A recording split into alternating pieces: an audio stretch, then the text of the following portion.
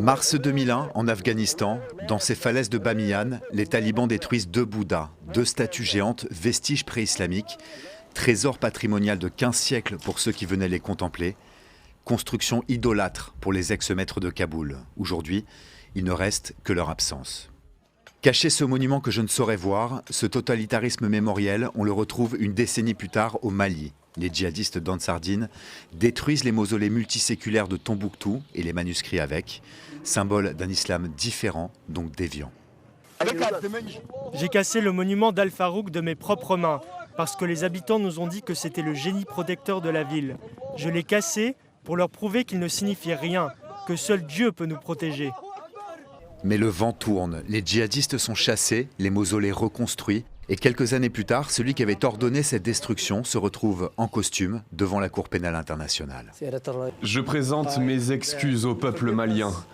Je lui demande de me considérer comme un fils qui s'est perdu en chemin. Malgré sa repentance, il est condamné à 9 ans de prison. La démolition d'un patrimoine culturel est assimilée à un crime de guerre, c'est une première, mais cela ne dissuade pas.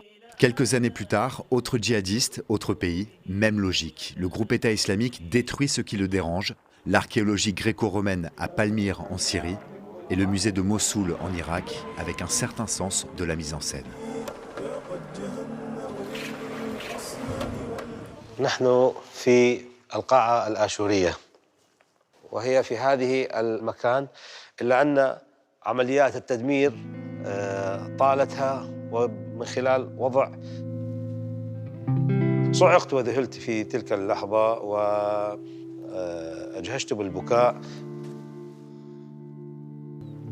Oui, les hommes s'attachent aux pierres et aux monuments parce qu'ils sont la trace de quelque chose. Et c'est cette trace que les régimes totalitaires veulent effacer à coups de pioches ou d'explosifs. Héritier de 1984 et de ces mots de George Orwell, qui contrôle le présent contre le passé et qui contrôle le passé contre le futur.